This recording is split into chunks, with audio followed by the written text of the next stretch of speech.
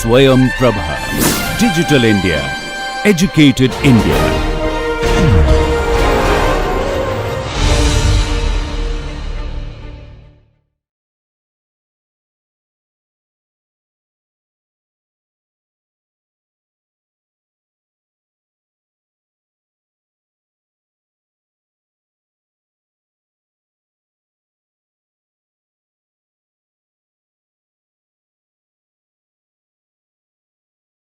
Hello and welcome to Marketing Management, a VUCA perspective.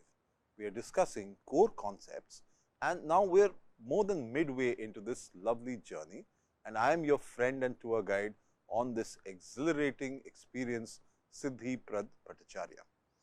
We have been discussing a lot about brands, and we have also discussed how brands can be actually like entities, like human beings, and have those particular interactions with consumers like any normal human being would. And in the life of normal human beings, not everything is a rosy picture. So is the case with brands. Brands also face a lot of trouble. There are lots of challenging situations which brands also focus on in their entire lifespan, and they must deal with these as time goes by. And so therefore, it automatically requires a brand to be capable to attend to these problems and solve them as they go along in their lifelong journey. So, in order to be able to manage certain challenges that come their way, brands need to be sure-footed and they need to be able to adapt quickly, they need to be nimble. So, that is something which comes from internal understanding and an internal compassing, and that is precisely where today's conversation will be.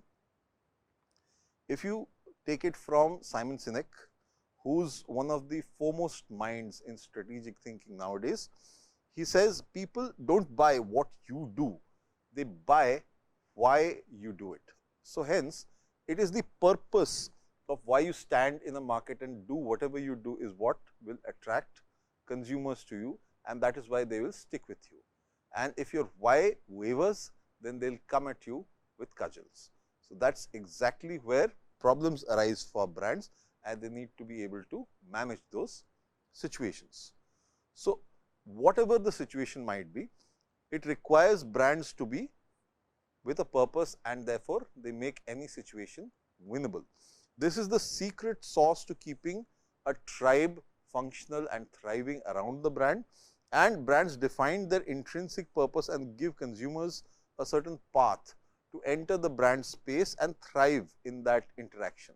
So, that is typically where the larger purposing of a brand really comes to their aid. With that in mind, let us look at how we define a brand and the nimbleness that a brand can exude. So, when we look at brands, they have their positioning, but the positioning at times fades. The positioning at times loses its sheen. Hence, there is a need for the brand to rethink its journey, rethink its posturing, rethink its positioning. Hence, you have got brand repositioning. This is the art of revitalizing, putting new fervor inside your brand, and this is the need of today's dynamic marketplace, because it has become a critical part of brand strategy, and companies need to constantly seek to revitalize their brand image and reconnect with consumers. So, this is an ongoing task for brands, and this is something which is as exploratory as it is looking inward for a brand as well. So, here what we will try and do is, we will look at how market conditions change and brands have to evolve their identity and implement certain strategic repositioning activities to maintain their relevance and keep driving growth in the market. So, at times we will examine the case studies of how brands made successful comebacks and actually analyze the spectrum of repositioning strategies from back to basics to complete reinvention, and at times provide a framework for effectively managing the brand without when we are faced with changing market conditions and in fact potential crises as well. So, let us first understand what brand repositioning is all about. What is the entire hullabaloo about it? So, by definition, brand repositioning is the strategic process of changing a brand's identity, promise or associations in the mind of consumers and allowing them to adapt to new market conditions or correct whatever perception problems have arisen over a time of neglect or over a time of inactivity. And why is it needed at times? Because at times it becomes essential as market changes affect a brand's fortunes. It may suddenly see a dip in the way it is being seen in the market. The perception is really what drives the business factor of a brand. And so, therefore, the positive associations which were working prior would at times lose strength. And so, that is exactly where brands need to reinvent their entire way of approaching their end consumer. They need to remove all the negative associations that suddenly have become linked to the brand. Now, in terms of strategy and how to implement it, repositioning exists on the timeline, on the continuum from a basics approach where you go back to your basics, you reinvent and return to your core values where you started everything from, and then there are chances when you go to the complete opposite end of the spectrum and totally reinvent yourself.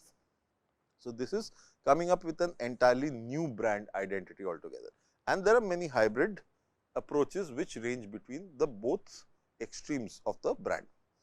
So, when we look at the brand repositioning spectrum, these are ways to understand it in a format or in a framework. If you got back to basics at one end where you return the core brand heritage and fundamental values that originally built the brand and its equity, this is that particular extreme. Then there is time when you actually add some more things and create new nuances about yourself. So, there is revitalization here, and you take the existing positioning with modern elements and you retain your core identity, but make it contemporary. At times you change where you have been looking at and you refocus. So, you emphasize different aspects of the brand. Maybe there are certain aspects, certain parts of your offering which were less understood or less heeded by your end consumer, and this is the way you increase the appeal to new market segments by introducing or focusing or channeling those particular aspects of the brand by refocusing on those areas. And at times then you go to the complete opposite end of the spectrum and do a complete makeover. Here the attempt is to overhaul the entire brand identity and target new markets with new positioning altogether. So, this is the complete range of what is possible for the brand repositioning spectrum. Now, let us look at certain cases to understand how these things work in the actual line of business. So, in the case of Cadillac, there was an automotive brand revival, and so it all started with understanding where the problem lay. So, any solutioning is starting always with a problem identification point in the entire journey. If you have to solve something, you need to know what you are solving and what you are solving for, and the reasoning behind it. What purpose do you have in solving that particular challenge or objective? So, Cadillac faced declining market share and their consumer base was actually aging. This made the brand seem like it was stuck in the past. So, that was the general perception or the visibility of that brand, and that was something which needed to be shifted to contemporary values. So, how would you do it? First and foremost, you had to look at the product itself, because that was the biggest commitment and the biggest expose of what the brand really stood for, how it was seen, what were its various tenets, what was its visage, and how people associated those design aspects of the brand with their understanding of life. So, therefore, a completely new product lineup was built with new styling for SRX crossover, XTS and CTS sedans, Escalade SUV and ATS sports sedan. Now, the entire makeover of the design helped Cadillac win back that contemporary badge, while retaining its classical muscle car image. So, both things worked in tandem, and that is how Cadillac clawed back to its position, and thereafter it also helped with breakthrough marketing helping it along.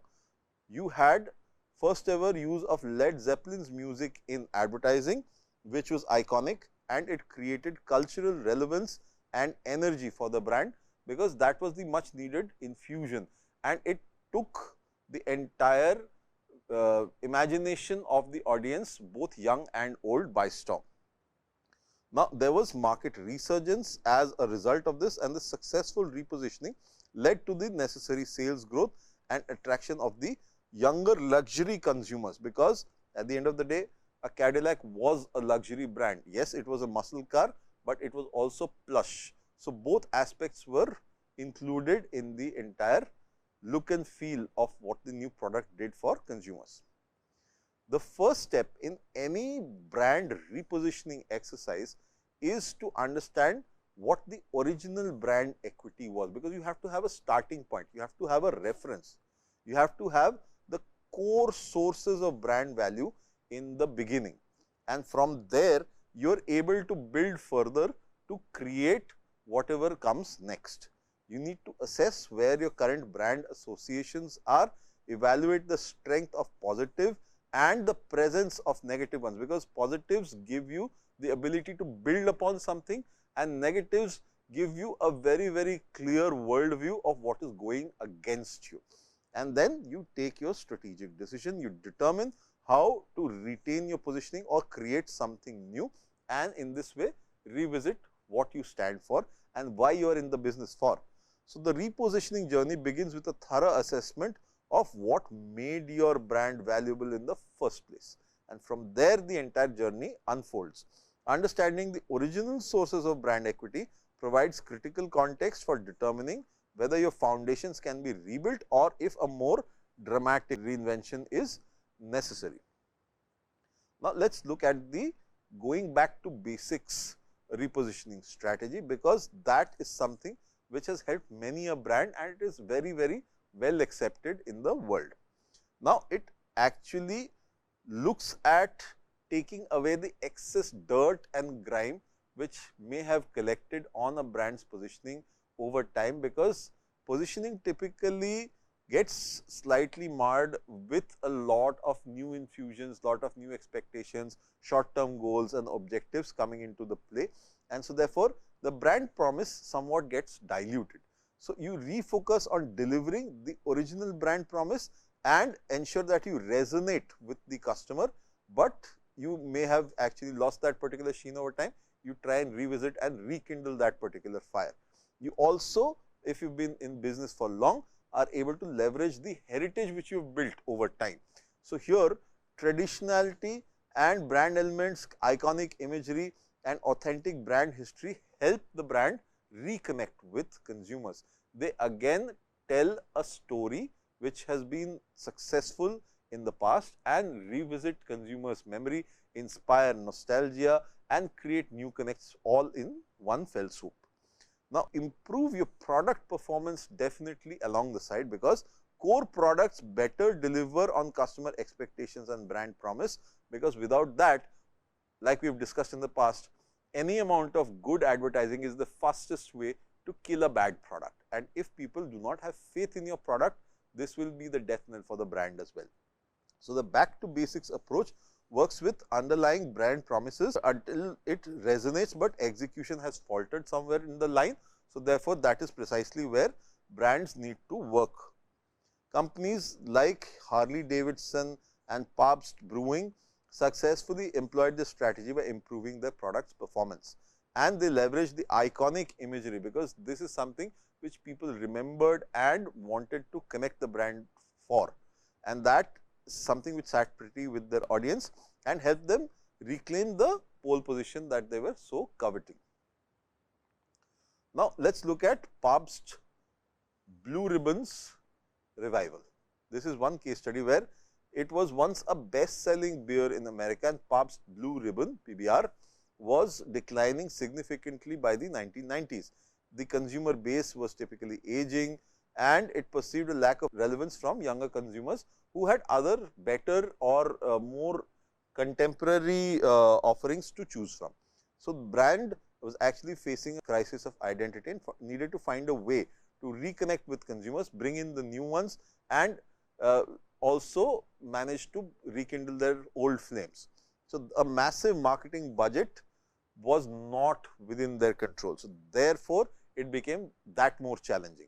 So, the strategy in this case was, rather than creating elaborate new marketing campaigns, PBR embraced a back to basics approach. The company came back with its iconic packaging and nostalgic imagery and leveraged the perception of authenticity amongst the urban hipsters. Now, amongst hipsters, and that particular crowd has become very, very discussed and at times even chided in modern day and age. Hipsters are people who seemingly want to be Puritans, but they are also at the same point in time typically showing off what their possessions are. So, it is a need which must be, it is an itch to be scratched. It is that kind of a affair with hipsters. So, they need to have a product or a particular brand to flash, and that showcase gives them that particular kick.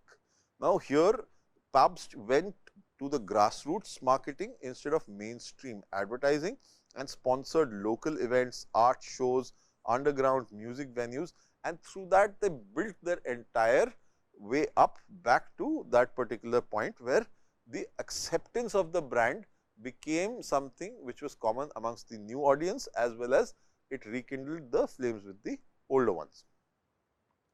Now, when you look at reinventing your repositioning, how do you go about it? You look definitely at new target audiences, because what are you reinventing for? Your target audience has shifted. You want new people to join the bandwagon. So, therefore, you identify who you want to mix with and focus on these different demographic segments. You understand their needs, desires, fears, and what have you, and you look at visually refreshing yourself. So, you update your brand identity, your packaging, and your visual elements to become more inclusive. Also, your product evolves and you create new offerings aligned with the refreshed positioning, and you tell people that you are actually on a path of innovation, so that there are new communications which go out, and these value propositions which include the innovation angle are discussed with consumers. Complete brand reinvention is necessary when the original position is no longer viable also in the current market. Mountain Dew actually transformed from a regional citrus soda to a high energy lifestyle brand for young consumers and completely overhauled its image while retaining the brand's core characteristics of product. Similarly, in case of Old Spice, what happened was they reinvented themselves. The Old Spice player was a legacy brand, and for decades Old Spice was known as the classic aftershave. You would have smelt your dad putting aftershave, and it would most probably be Old Spice. So, it was a cologne gift set offering which baby boomers gave their fathers. It was very traditional, it was respectable to be giving it to their seniors, and it was increasingly becoming irrelevant to younger consumers. So, what was the transformation that was thought about?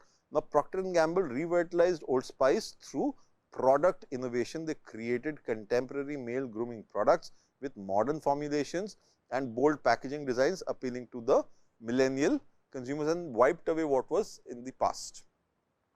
The new messaging also added to that particular journey. They adopted a very tongue in cheek communications format and emphasized the experience of using Old Spice, and this was captured in the man, your man could smell like campaign, which was wildly successful, and it was all over the digital format as well, because they went primarily on digital, because as a medium that was typically where the audience was to be found, and hence digital was their major choice of insertion, and they made it go viral and connected with a new generation altogether and helped them rediscover the brand for what it stood. Burberry again was another brand which went through a revival, and it was a luxury brand which got repositioned. So, how do you go about doing something for a luxury brand like that? If you have a rich heritage, it had a 150-year history, and it included British soldiers in World War I, Sir Ernest Shackleton's Antarctic expedition, and royal family designation. So, it came from that kind of a lineage. So, the decline happened because their iconic plaid pattern became overused and widely counterfeited. So, it did not have its natural first creator mark, and so therefore, that brand prestige and luxury positioning had completely diluted.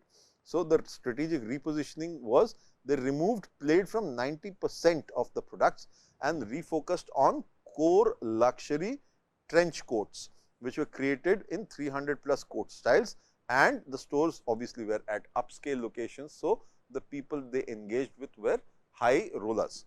And here again, if you see, digital was again brought in because it made the brand contemporary. They redesigned their online presence to appeal to millennials with emotive content, music, movies, heritage storytelling, and runway show simulcasts. All of these aspects were together brought in, and the experience was again, which we have discussed in the past as well, omni channel, which means a phygital experience. So, you had certain parts of it which were physical and certain parts which were online or digital. Mountain Dew completely overhauled its brand image like we discussed. It started with its original positioning and began as a regional citrus soda with rural hillbilly associations and limited appeal beyond its specific geographic areas. The brand's outdated imagery and positioning limited its growth potential in an increasingly competitive soft drink market where Coca-Cola and Pepsi were ruling the roost. So, now how do they go about doing the reinvention? They reimagined Mountain Dew as an extreme sports and gaming lifestyle brand and targeted young, primarily male consumers seeking the high energy adrenaline rush experiences of today. So, the campaign which was created was Do the Dew, and this campaign was international, whether it was in the US or whether it was in India. This was a common campaign across the world. They sponsored X Games and adrenaline fueled events and developed gaming partnerships with sports sponsorships, and they launched limited editions with bold flavors and packaging, and that is how they pushed that particular brand right back out there. The product formulation looked new, it looked very distinctly different, and it was appealing to the audience and their associative sports. So, when you do something like this, you also create avenues for extending your brand. So, which automatically leads us to the next conversation, which is the brand extension bit, and you can have strategy which helps you do that. By definition, you use an established brand to enter a new product category, because that is the exact way you are able to expand into new territories, meet new people, get your stuff going, and they will buy into you and join your tribe. You also expand your brand architecture. Here is where parent brands create sub brands and they create brand families, and this is typically where master brand planning, like we have discussed, comes into play. You also along the way engender consumer trust as you interact with more and more audiences, and you also spot market opportunity because you leveraging your existing equity and entering new markets. Now, new markets could be geographic, demographic, it could be even psychographic. So, brands extend approximately 80 to 90% of new products introduced each year, and unlike line extensions where you are taking one and creating a variant with an existing product, brand extensions take established brands and put them into entirely new product categories. So, Honda's diverse product line is one example, from automobiles to snowblowers. It demonstrates the potential reach of successful brand extension strategies. Mitsubishi makes lifts, it makes heavy equipment material, creates cranes, it also manufactures cars. So, similarly, Hitachi makes household appliances, it also makes power systems. So, again there is a huge range that way. So, one brand can actually fit in with a lot of expressions when it comes to a product utility. So, brand extensions versus line extensions therefore must be clearly understood by marketers, so that they can use these terms with confidence. Now, what are brand extensions? When a company uses an established brand, which is very important, you use an established brand and introduce a product in a totally different category, but under that same brand. So, Honda automobiles moved to Honda motorcycles. They ditched two wheels, created a bike. Apple computers moved to music and created the Apple iPod.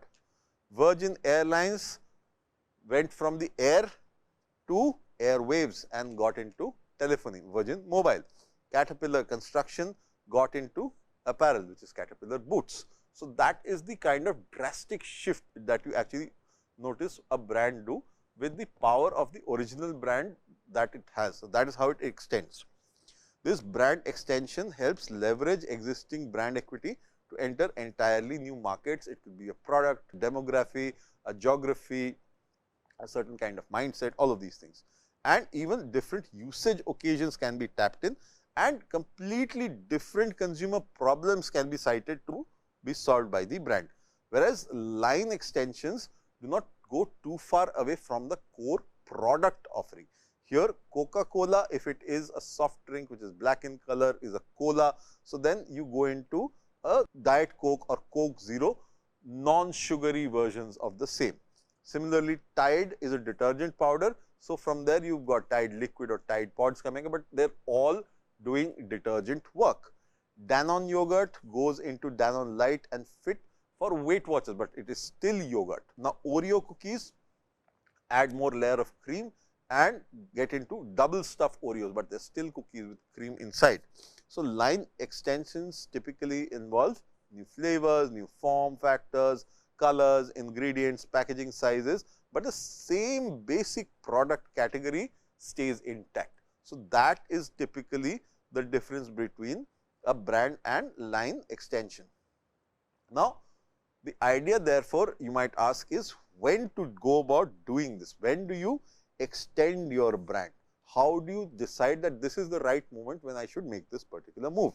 So, evaluate your parent brand power. You are constantly tracking the health of your brand. Here, the strength of your existing brand equity is measured, and you check whether it has sufficient power to support an extension into newer categories. Mostly this is done through research, obviously. Why do you need research? Because research connects you with true consumer aspirations, and it also gives you an insight into what is really going on in their minds vis-a-vis the brand in question. But at the same point in time, we started this conversation with purposing in mind. So, you have to dial back to your core, to your purpose. Here you have to see that there is a correct brand fit. Now, Caterpillar is heavy earth equipment moving manufacturers, but they create boots. Now, boots are used by people in rugged situations where they have to cover their feet and protect them. And so, therefore, Caterpillar doing something which is in the rugged space is offering apparel which is also designed for that rugged space, keeps it within that particular brand fit zone. That is how the associations align with the proposed extension category, and it connects in terms of attributes, benefits and consumer perceptions. But it can't be too close to what the original brand offering was. So, hence you have to also identify certain points of difference. The new extension will have optimal points of parity. So, there will be enough synergy between what is now being created with what exists, but the new category will have distinctive benefits from the parent brand. These benefits will give it new shape, new discovery. In other words, it will give it new news. There is something refreshing about the brand happening, and that pulls those people who are aficionados of that particular brand to come back, to explore, give them certain amount of nostalgia or a certain amount of curiosity to come and see what really is happening with the brand afresh.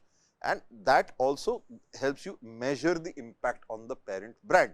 You can actually see potential implications for the parent brand equity, and you can see dilution or enhancement. Both sides of the coin can be looked at when it comes to the core brand associations. So, like I said, research is critical to understand how consumers are responding to whatever you are doing in terms of brand extensions. So, research is the key, and insights are the real ticket from which you will be able to understand which way the consumer will swing. So, you want to see favorable associations where the parent brand has a strong positive association and can be transferred to the new product category. The perception of the brand fit is important and the logical connection between the two is also built, and that helps you push through the attributes, benefits, usage situations or user types, the people who are involved in that particular process. There are certain limitations when it comes to prototyping. So, here you will be able to be seen doing prototypes of a product category. For example, Coca-Cola in cola can create more prototypes of cola and that will be a line extension, but they face greater challenges extending outside their category. So, going into something which is probably like milkshakes for a cola brand, that will be a big jump. So, that will be probably a brand extension if they ever do it. Now, there is also something which is the abstraction part and there is something which is the manifest concrete part of things. So, abstract brand associations like the connotations of luxury or innovation, these are abstract ideas which can be actually attached to a particular brand, and these extend more easily across other categories and concrete attribute associations like taste or texture. So, Baskin Robbins will have taste and the kind of texture of ice cream very close to its heart. So, here the taste of texture Baskin Robbins will be a very concrete item, and if you want to transfer that to a new kind of product extension or a brand extension, then it will be a serious challenge for the brand to accomplish. Now, here very typically luxury brands are able to do this very seamlessly. An example presented here is Ralph Lauren. They extended their brand very seamlessly. Their core business was fashion. So, it was apparel, it was clothing, it was accessories. So, they had an all American lifestyle imagery and it created a distinctive and powerful brand identity in the fashion world. Now, from there they moved into upholstery and home goods, which actually helped bring that particular all American luxury into homes. So, they now started including linens, candles, beds, couches and home accessories and gave the aspirational lifestyle positioning to the home environment. The core conceptual or abstract expression here stayed exactly the same. It was the aspirational American lifestyle. However, the applied areas changed in terms of the product thinking. So, it moved from apparel to home furnishings and they even went beyond fashion. So, Ralph Lauren further extended into fragrances, restaurants, even paint, and they maintained that consistent brand imagery and lifestyle associations across vastly different product categories, but as long as it carried the name Ralph Lauren, it actually managed to sell, and that was typically the success of the brand extension. Now, Armani also extended the brand in a similar fashion. We can look at that particular example. Armani Jeans and Armani Exchange was affordable luxury and entry point into the brand's experience. Then there was Emporio Armani, which was mid-range luxury. Then there was Giorgio Armani, which was high-end luxury, and there was finally the Priv Giorgio Armani, which was the exclusive haute couture, where the creme de la creme and only a limited select few would actually receive those particular things. They would in fact not showcase them to general public at large. So, it also successfully implemented a vertical brand extension strategy. The clothing, apparel, accessories, fragrances, watches, etc., they stayed the same across, but they structured a certain hierarchy, which is what we have looked at in terms of master brand planning. And here you see a clear differentiation between price tiers, because that is what rings in people's minds when they are buying into something, and they maintain the core brand promise across all levels. So, now Armani Jeans will have a certain base level expectation from the consumer to be met, and maybe somebody who is deep into haute couture, when they are wearing their jeans, they will probably wear an Armani Jeans or an Armani Exchange. So, this is typically on their decision making, but the closer they are to the core brand, So, it will be at various price tier levels where they engage with it for different purposes also. And this strategic approach minimizes consumer confusion and keeps the brand extensions away from each other and stops any amount of cannibalization. So, this is the way stacking your brands with sub brands and creating a master brand architecture allows the company to capture different market segments and price points which we have discussed. So, here we understand that there are various advantages of creating brand extensions. You can reduce your consumer risk because consumers form positive expectations about new products, and based on their experience with the parent brand, they expect the new products also to deliver up to a certain expected range, and reduces the perceived risk because the parent brand has already done the heavy lifting. So, your newer brand extension works very readily, and there is instant retail acceptance because it comes from the house. So, there is a legacy to it, and that helps extensions get established because brands have anticipated consumer demand and reduce the marketing requirements in the entire process to reach out to consumers, to reach out through retail to consumers. All of those factors come into play, and it lowers the launch cost, or in other words, the customer acquisition cost. This is also lowered. So, this is typically where introductory campaigns, even if they mention the parent brand and the extension, creates the necessary brand awareness from scratch without having to significantly push various high launch costs and marketing investments. It actually helps brands to create those extensions if these are the objectives. Also, it gives you packaging efficiencies because similar or identical packaging creates production efficiencies, again economies of scale.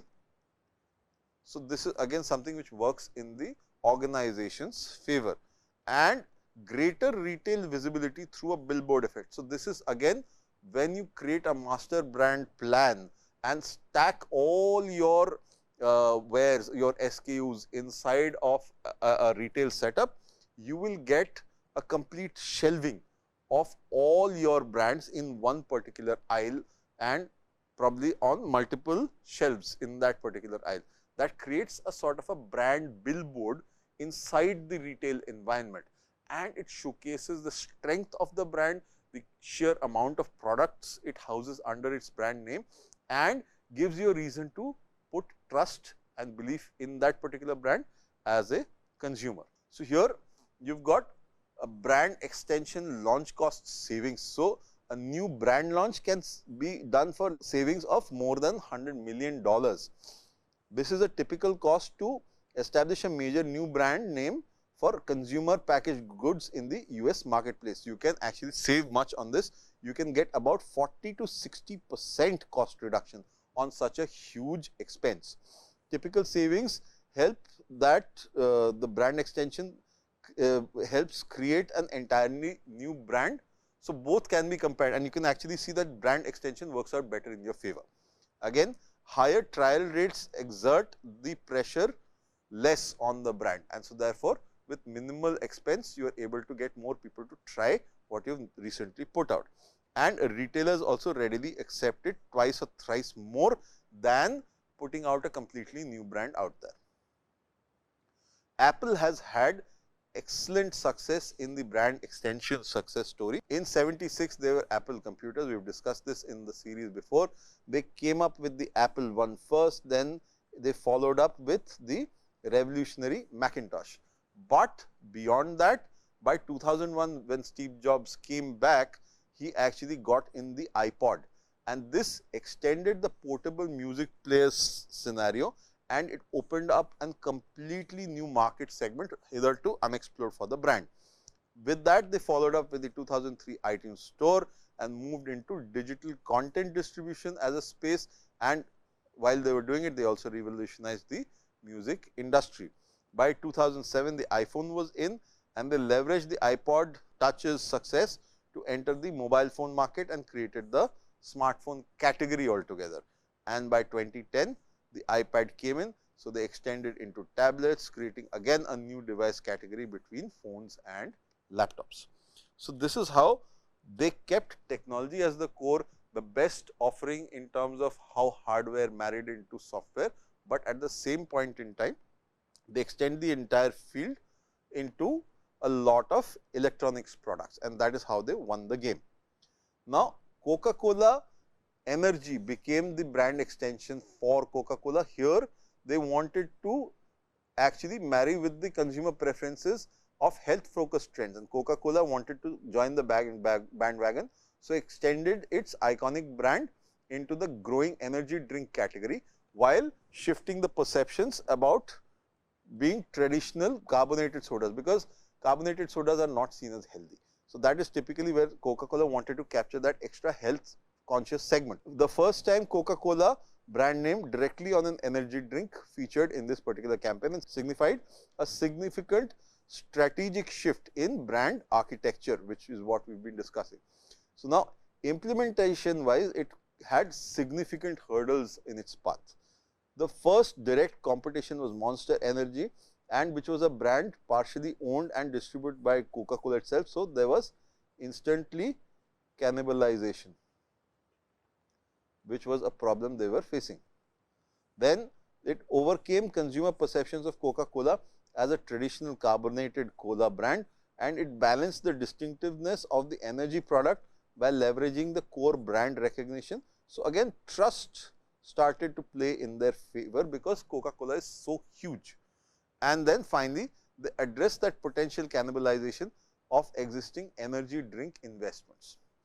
Coca-Cola created Coca-Cola Energy as a separate entity and Coca-Cola Energy No Sugar as another separate entity in terms of the products, and they got naturally derived caffeine and guarana extract to differentiate from the synthetic energy beverages which were otherwise doing the roost. Now, there are certain disadvantages also of extending your brand, especially if you are caught unawares or unprepared. At times the brand gets diluted. So, when a brand has links to too many different products, it may lose its specific meaning and associations. This is when the repositioning exercise may take you to basics. Now, consumers may get confused about what the brand really wants to say, what it wants to offer, and what it really stands for, what is its purpose. So, inappropriate extensions can cause consumers to question their understanding of the brand and become confused, which is the version that they are looking for really. Then there is retail rejection. Retailers may see these new extensions getting only to a limited shelf space because they do not find extensions getting so much support from the market, and that will automatically result in them keeping them shelved. And yes, if you have got products which are in the similar space and competing against each other, cannibalization instantly sets in. Again, you are doomed to lower your own sales.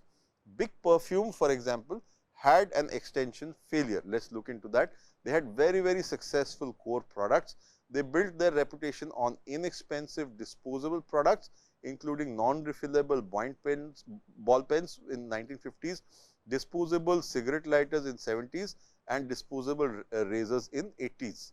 The failed extension which did not work for them was the company was attempting to extend this disposable utilitarian positioning to perfumes like Nuit and Jo for women, and Big for men and Big Sport for men. Both these categories, whether they were the sporty perfumes or the night perfumes, they were fragrances packaged in glass spray bottles resembling fat cigarette lighters and priced at $5 each.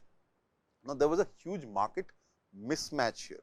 Despite a $20 million advertising campaign with the tagline Paris in your pocket, because obviously being French, Bic had that capability to carry Paris in its communication, Bic was unable to overcome its lack of cachet and negative utilitarian image associations, because perfumes are not something which are utilitarian as a category to begin with.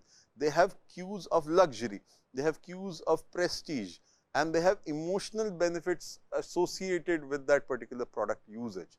So, here if you bring in something which is a use and throw, luxury does not work in that sense, and it completely confused the consumer, and hence they could not take the product up altogether. So, there is a certain opportunity cost of brand extensions. Why? Because if you do not do them, you get a missed opportunity, and if you do them successfully, you are able to create distinct creations. One easily overlooked disadvantage of brand extensions is that the company forgoes the chance to create an entirely new brand with its own unique identity and equity. Here, you are leveraging existing equity and are always constrained by the parent brand's association and positioning, and new standalone brands at times can create entirely new market spaces without these limitations. But that challenge is the trade-off which marketers must think it through. Here, you will see there are successful distinct brand creations. So, Disney went on to make Touchstone films, which was a completely different genre, and Disney got more adult oriented content which could not have been featured on Disney, and this did not damage the family friendly core brand of Disney at all, because Touchstone was a completely separate entity. Yes, managed or held by Disney, but completely different in its getup. Levi's created Dockers, which was a distinct business casual pants and very separate from the Levi's jeans based heritage. Black & Decker moved to DeWalt and established a professional grade power tool brand distinct from the consumer focused parent brand Black & Decker. Now, these distinct brands created significant long term financial value, and that is really the trade off which consumer marketers must think about and how their consumer will react. So, there is a lot of research and testing which marketers must get into to understand consumer responses in a very nuanced way before they jump the gun and enter into something very, very drastic. Porsche also had a brand extension dilemma. Let us understand that. Now, at the end, it had brand protection because there was experience focused marketing, and on the top it had its legendary sports car image. So, how did it trickle down from there to here? They wanted to expand into SUVs and 4-door sedans, because typically Porsche initially was all about coupes and sports car, very racy-pacey kind of cars. So, therefore, the sales growth which they actually found from non-sports cars was about 75%. Before they did it, they were very quirky and they were very diffident about doing this, but this classic brand extension dilemma helped them launch the Cayenne SUV and Panamera 4-door sedans, and the brand actually took off from there. These models drove significant sales growth, and they are very popular in India as well, and accounted for 3/4 of vehicle sales in 2012, which is when they got in, and critics argued that the company was diluting its sports car heritage.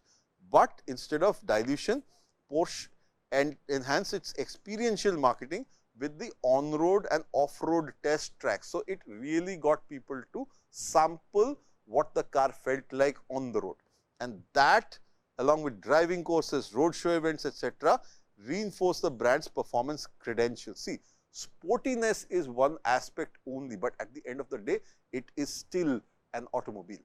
And if you have a sporty, rugged car, then the actual test, the proof of the pudding is in the eating. Put it out there in off-road scenario and see how it performs. So, that is typically what they did right. So, vertical brand extensions, we have seen the Giorgio Armani example. You can move up and down the entire ladder. You can make upscale extensions, you can make downscale extensions, and Toyota moved upwards. Lexus is how it conjured up its separate luxury brand. Fairfield Inn and Suites came as a sub brand from Fairfield Inn. Budweiser made Budweiser Reserve, which was typically a line extension, but still upward in terms of taste, pricing, and the entire expectation from it. Giorgio Armani instead moved downwards towards Armani Exchange, which was a sub brand. Same way, Marriott created Courtyard by Marriott, and Mercedes Benz created a line extension again in the form of an A class, which was an entry level product which we have discussed. So, maintaining premium brand perceptions while offering more accessible products without cannibalizing core offerings is a way to create an extra door for consumers to enter into the space of the brand. And that is typically where brands need to explore these ideas better and ensure they work to their benefit. Now, how do you manage crises? Because crises will come up and they can really knock your wind out. So, preparation is crucial, because a rainy day does not come with advance warning. You will have to be prepared, you will have to stow enough away, so that when it actually finally does arrive, that day you are ready for the rain which is pouring on top of you. To assume that a crisis will occur and develop response plans. You have SLAs, you have response personnel, you have SOPs. All of these things are put into play, so that you are able to prepare a certain path to success in the eventuality of a crisis hitting you, and the response must be swift. Without a swift response, the longer a firm takes to respond, the damage actually exacerbates. It becomes a bigger monster in the meanwhile. So, that is one part, and the other part is you have to be honest and sincere. You cannot be double betting on a mistake that you may have committed. You have to be sincere, frank and open when you are addressing any sort of crisis. Consumers need to sense genuine care and concern, so that they express their solidarity with the brand in those moments of trial. And you have to have increasing sensitivity to competitors' activities. You have to listen in, you have to erode investor trust generating calamities, and your strong brand image will typically help you keep your credibility and trustworthiness intact, and it will give you some protection, but be carefully prepared and know how to make a crisis management team with SOPs like we spoken of, to minimize long term damage for the brand. Tylenol had an example of this kind of crisis, and it was a gold standard in how to manage it. The crisis in 1982 was 7 people died after consuming Tylenol capsules that had been laced with cyanide by an unknown individual.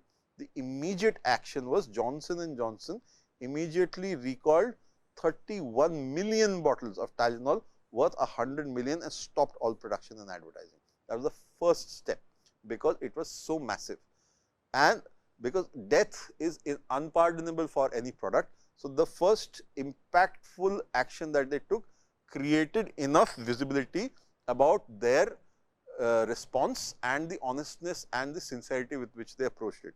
They had very transparent communication.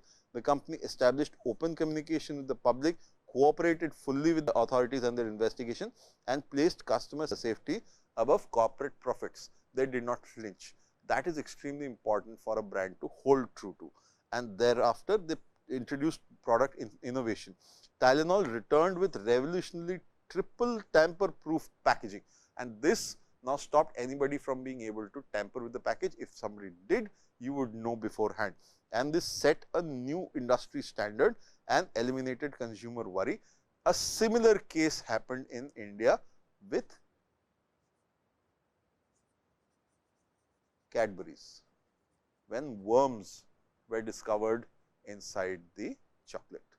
Now, here they stopped everything, they recalled their chocolates, they ensured that their entire packaging went through a complete overhaul, and then once they were ready, then they got the big gun in. They got Amitabh Bachchan to come and speak on their behalf, and spoke of the mistake they had made and the steps that they had taken to repair those particular mistakes. So, Perrier actually failed in the crisis response on a similar vein.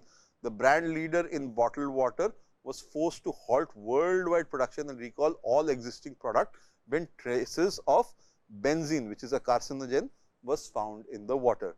This posed an immediate threat to Perrier's core brand association with purity and natural quality.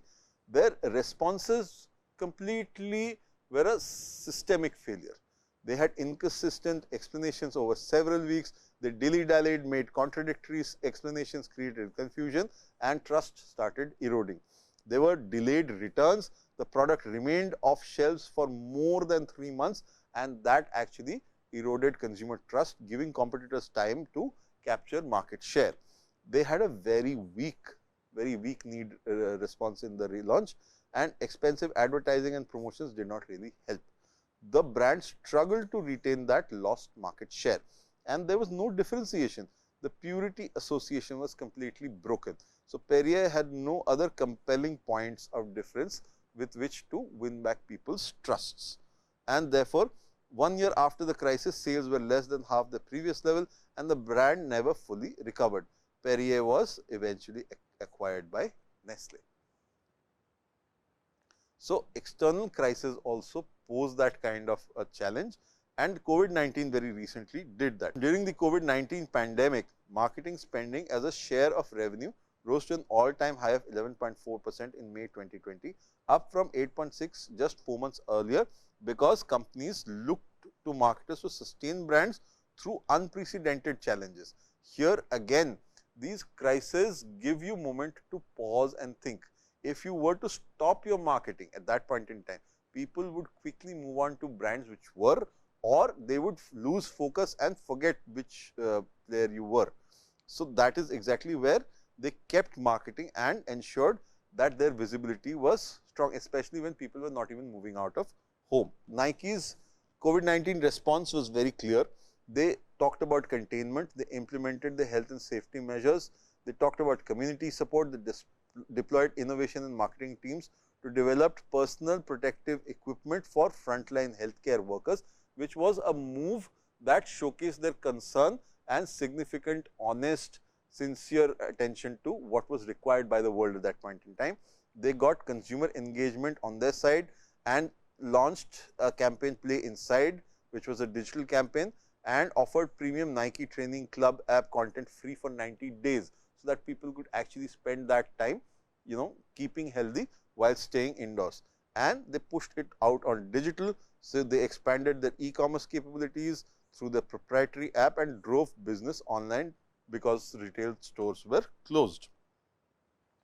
King Arthur Flour also used crisis as opportunity.